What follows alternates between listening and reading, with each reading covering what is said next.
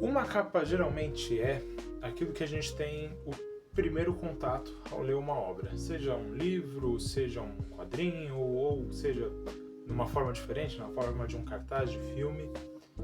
E eu lembro que a capa que mais evocou sensações em mim, sendo um prenúncio daquilo que eu ia ler, foi a capa de Os Últimos Dias de Pompeu, do Andrea Pazienza. Esse personagem, assim, semelhante ao Cristo Pantocrator, que é uma das gravuras mais antigas, evocou todo um ar de talvez um martírio, uma experiência um pouco transcendental, e é sobre essa HQ que eu vou falar hoje. Os Últimos Dias de Pompeu é a última obra do Andrea Pazienza e, sem sombra de dúvidas, uma das HQs mais importantes da minha vida. Nela acompanhamos Pompeu em seus últimos dias, e Pompeu esse que é um personagem cheio de pompa, de marra, é um artista de mão cheia, um bom vivant e tudo mais, mas que também é uma dicotomia entre si, porque ao passo que ele é um artista célebre, ele tem tudo que muitas pessoas desejariam ser e ter, ele é um dependente de heroína, ele é um viciado em heroína, vício esse que acaba sendo uma das forças motrizes que vão desembocar no fim dos seus dias. Mas antes de falar da obra em si, é preciso levar em conta dois pontos. O primeiro é quem foi o Andrea Pazienza, e o segundo é o movimento de 77 na Itália, que ajudou um pouco a pavimentar e dar cara aos quadrinhos independentes da época. Eu gosto de pensar e falar que ele foi um Caravaggio da sua época e um Mozart, assim, dos quadrinhos italianos, ou dos quadrinhos em si. Bom, o Andrea Pazienza nasceu no dia 23 de julho de 59, em São Benedetto del Tronto, região das Marcas, lá na Itália, e acabou se tornando uma figura de grande destaque nos quadrinhos. Ele publicou em revistas como a Frigidaire, Cannibale. Aqui no Brasil o Rogério trouxe muita coisa dele pela Animal, mas essas são as mais famosas, mas ele também publicou na Corto Maltese, na Comic Art, eu esqueci o nome, vai estar aparecendo aqui na tela. E foi uma figura de destaque no final dos anos 70 e no começo dos 80, até o finalzinho dos 80, até quando ele morre. Das suas obras mais famosas, a gente tem Super Pazeróticos, Pertini, Pen Total. Essas ainda não foram publicadas aqui no Brasil, infelizmente, mas das coisas que foram publicadas, a gente tem o Zanardi, pela Comic Zone, em 2023, ano passado, e Os Últimos Dias de Pompeu, em 2016, se não me falha a memória. De novo, vou estar pondo aqui na tela o ano que lançou. Como um artista, o Pazienza não só fez quadrinhos, ele trabalhou em várias outras obras. Ele fez capa de disco, tá aí na tela. Ele fez o pôster de Cidade das Mulheres, do Fellini. Um artista plástico, assim, em sua quinta essência. O ideal do artista plástico, esse cara foi. Mas em 1988, quando ele tinha seus 32, ele infelizmente morre devido a uma overdose causada pelo abuso de heroína, e isso põe fim num daqueles que possivelmente seria o maior nome dos quadrinhos italianos, na minha opinião.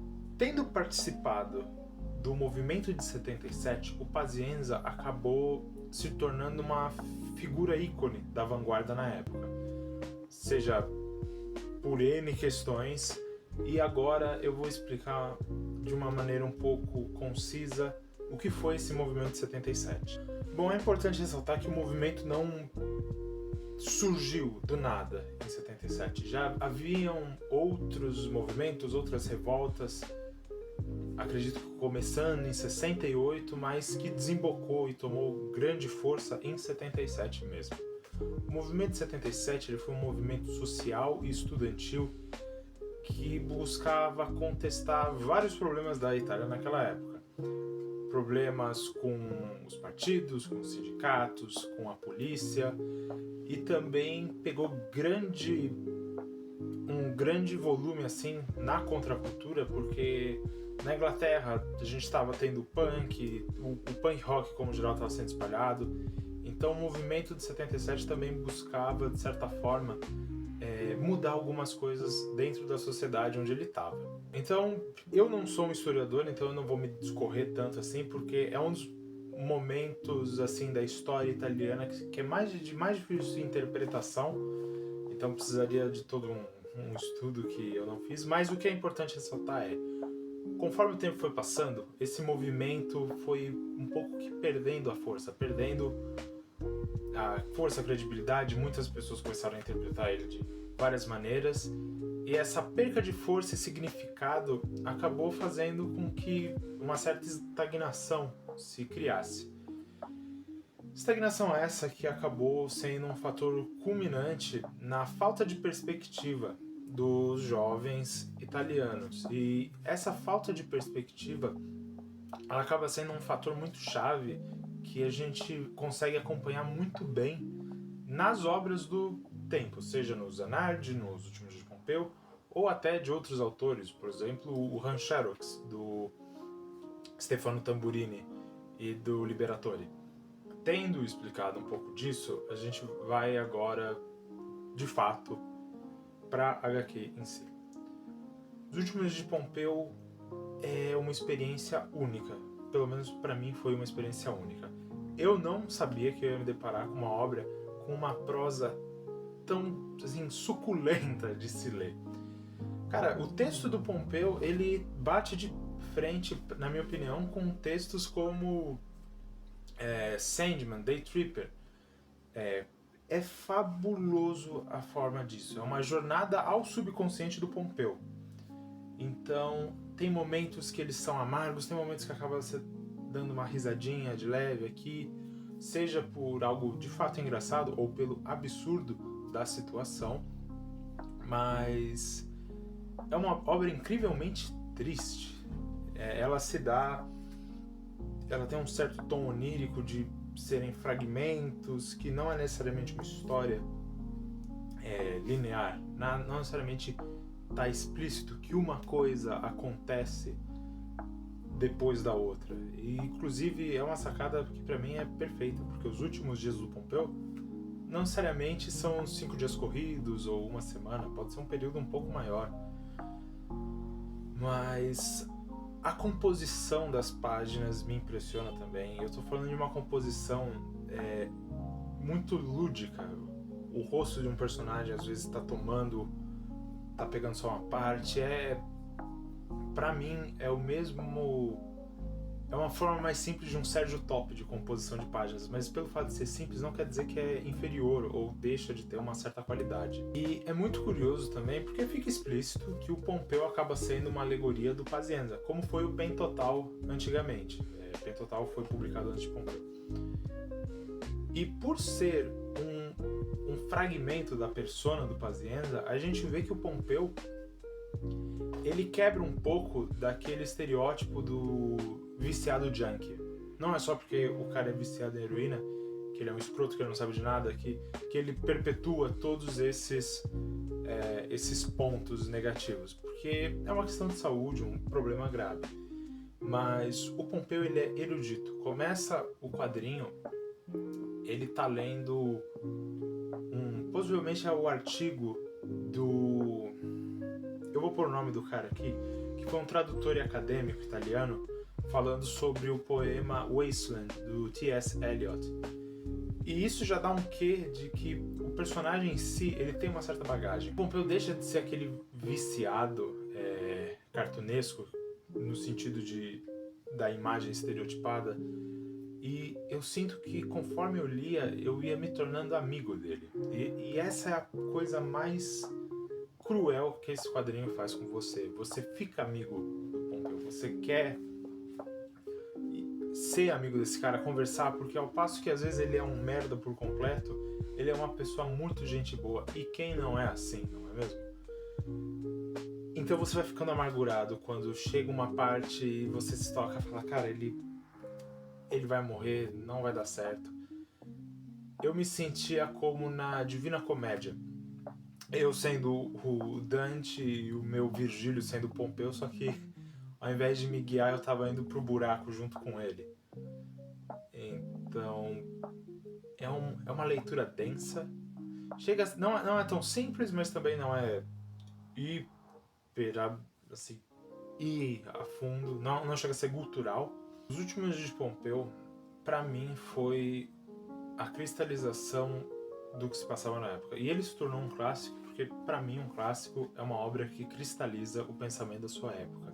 A obra, ela cristaliza uma rendição incondicional em frente à criatividade que vai morrendo da época. Então não é uma rendição do personagem em si, mas uma rendição das esperanças do 77. Consegue entender o que eu estou tentando dizer? Essa obra, se você pegar e comparar com os outros trabalhos do Pazienza, ela é menos brincalhona, menos espalhafatosa. Ela te encarcera logo de cara, porque existe muito texto, pouca imagem. Conforme a gente vai lendo, a imagem vai se soltando um pouco, mas tem horas que ela volta a ficar presa entre as palavras. E não só presa entre as palavras, mas tem muitas partes nesse quadrinho em que você ainda vê o grid da arte de desenho. Então eu gosto de pensar que... Muita gente fala que pode ter sido um descuido, mas eu gosto de pensar que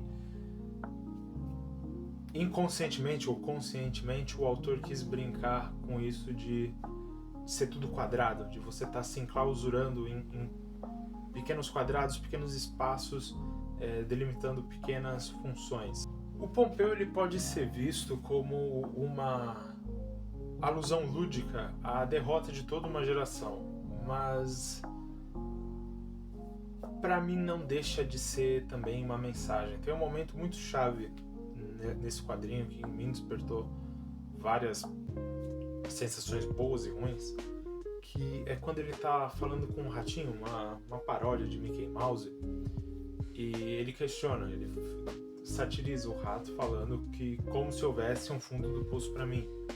E o rato rebate que fala que tem um futuro também, mas depende dele. Isso para mim é chave, porque mostra que apesar da falta de perspectiva, apesar de todos os problemas que aquela geração estava enfrentando, alguma coisa ainda ficou lá. Então essa tragédia inteira do Pompeu, ela é chave para dar um quê de esperança também. Eu terminei, apesar de terminar um pouco abalado o quadrinho, eu fiquei esperançoso, sabe? De falar, poxa, o trabalho desse cara sobreviveu até hoje, e o trabalho de tanta gente maravilhosa sobrevive até hoje. Então, apesar de Pompeu ser uma história de tragédia, eu gosto de pensar também que ele é um testamento da esperança. A esperança sendo a última que sai da caixa, infelizmente a paciência ou pazienza saiu da caixa muito antes. Se você teve interesse e quer ler Os Últimos Dias de Pompeu, eu recomendo que você procure na sua livraria ou comic shop favorita, vá em algum sebo, pede para algum amigo, em último caso compra na Amazon. Bom, mas se você também quiser, se você já tem o quadrinho e quer ver um material de referência maior, aqui na descrição eu tô lendo alguns artigos e deixando... Eu tô lendo alguns artigos? Foi isso que eu falei? Enfim, eu tô deixando o link de alguns artigos e livros que eu usei para tentar consolidar um pouco mais esse vídeo. Então é sempre legal, sabe, ler arroz e feijão para quem gosta de ler quadrinhos.